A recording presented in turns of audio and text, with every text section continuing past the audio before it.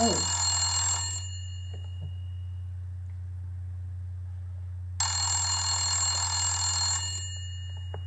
Hello, this is Mrs. Frizzle. Hi, this is Billy's mother, and I have some concerns about what you're doing with these kids in your classroom. Okay, so tell me what your concerns are. Well, I am not happy with my son being on the computer 24/7. Honestly, is this how you think he should be learning? I encourage technology in the classroom, but definitely not 24/7. What is he doing on the computer? He's drawing all the time. I don't see how this is part of the curriculum. Well, this is a program we're using in class called Google SketchUp. I don't think that is appropriate, and I want you to stop using it. Why don't you come in and we can certainly discuss your concerns about Billy's education. Why, hello, you must be Billy's mother. Yeah, call me Mrs. Smith. Okay, let's have a seat and chat. I have my computer here if you would like to review some of Billy's grades. I hope you don't mind Principal Skinner joining our discussion. That's fine. I think she should know what you've been encouraging our kids to do in your class. Perfect. What would you like to discuss first? Well, first off, what is Google SketchUp? It sounds sketchy. Many people have never heard of this program before. This is a place where students can command full autonomy and create a three-dimensional picture of anything they want, including buildings, chairs, etc. Using tools such as the orbit button, you can see the 3D image from any angle. Huh. Well, I just don't understand why you need to be using this in the classroom. What are you using it for?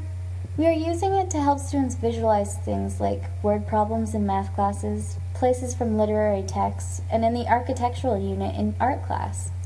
I am personally using it to identify coplanar planes, parallel lines, and perpendicular lines. I am also using it for the students to design prototypes of certain objects such as a desk. Yes, most of our teachers here in my school are using SketchUp in different content areas. Our science teachers are having students create ecosystems for various animals as well as show the changes in climate. The arts and history programs are doing fabulous work with the program too. One lesson has students recreate an American colony to really help see what the time period was like. Another lesson has students designing rooms and buildings to practice interior design and architecture. Can I ask you, why do you think we should not be using this program? Well, I don't want my child to be on the computer all day long. It doesn't seem to be healthy.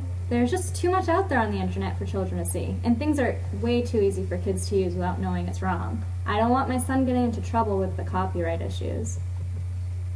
We actually have a fabulous teacher here at the school, Dr. Teresa, who covers this in her class. We will make sure this is not an issue.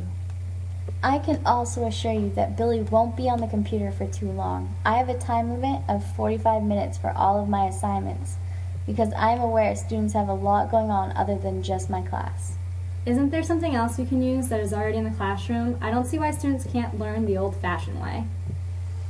Well, paper and pen can be used as an alternative, but SketchUp is much more engaging for the students to help them visualize 3D images instead of chalkboard drawings they have to imagine popping out of the board. This program is the most user-friendly that we could find at such a low cost to the school. Wait, does this mean it's costing me anything? Not at all. The current version, 7.0, is free for anybody to use for an unlimited amount of time. The only reason why it would cost anything is if the student wanted to upgrade to the 8.0 Pro version, which would cost $95. It is not required of the students to have this upgrade, as the 7.0 version is sufficient enough. How did Billy learn about this so quickly? I don't even realize he knew how to do this with a computer. Well, the program does not require training or special handling. It only includes optional tutorials. Well, I guess that's okay. But I'll be talking to Billy about how long he stays on the internet.